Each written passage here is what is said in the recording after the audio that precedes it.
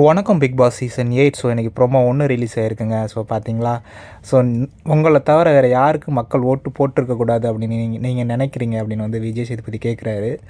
So அதுக்கு வந்து பதில் சொல்கிறாங்க. தீபக் யாரை சொல்கிறாரு அப்படின்னு பார்த்தீங்கன்னா ராணவ சொல்கிறாரு. ஸோ அதை தொடர்ந்து அன்சிதாவும் ராணவ தான் சொல்கிறாங்க. அன்சிதா என்ன சொல்கிறாங்கன்னா இவனை ஏன் வீட்டுக்குள்ளே விட்டாங்க அப்படின்னு இருக்குது அப்படின்னு வந்து அன்சிதா சொல்கிறாங்க. ஆக்சுவலாக வந்து ராணவ் வந்து ஒரு நல்ல பையன் தாங்க. ஸோ அவங்க சொல்கிற க்ரியேட் பண்ணுற அளவுக்கு அவன் வந்து கெட்ட பையன்லாம் கிடையாது. ஏன்னா அவனுக்கு வந்து வெஞ்சன்ஸ் அதை கேரி பண்ணிக்கிறவே மாட்டான்.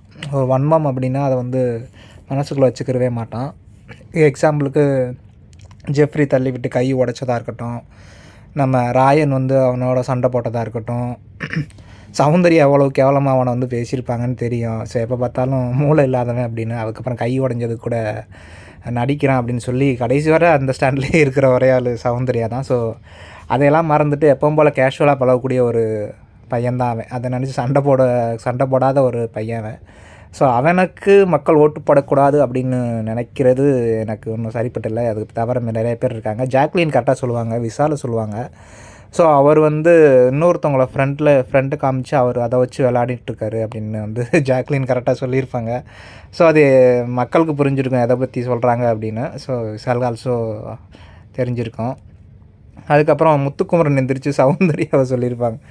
ஸோ ஏன் மக்களுக்கு சௌந்தர்யா ஓட்டு போடக்கூடாதுன்னு நினைக்கிறேன் அப்படின்னு பார்த்தீங்கன்னா, மித்தவங்க ஏதாவது கொஞ்சமாவது எஃபோர்ட் போட்டிருப்பாங்க. ஆனால் அவங்க எதுவுமே போடாமல் ஒரு சின்ன சின்ன விஷயங்களை பண்ணி அதனால் அவங்க ஓட்டு வாங்கிட்டு இருக்காங்க அப்படின்னு வந்து முத்துக்குமரன் வந்து சௌந்தர்யாவை சொல்லிட்டு போயிட்டார். சௌந்தர்யாவோட ரியாக்ஷன் நேற்றே சௌந்தர்யாவுக்கு ஒரே ஃபீலிங் ஆகி போயிடுச்சு. என் ஃபேன்ஸ் எனக்காக கை தட்டலையே சார், எதுவும் கோபமாக இருக்காங்களோ அப்படின்னு வந்து சௌந்தர்யா கேட்டிருப்பாங்க. அதுக்கு வந்து விஜய் சேதுபதி உங்கள் ஹார்ட்டை வந்து இன்னொருத்தட்டம் கொடுத்துட்டீங்க, ஸோ அதனால் அவங்க வந்து கை தட்ட மாட்டுறாங்க அப்படின்னு சொல்லி கலாய்ச்சிருப்பார்.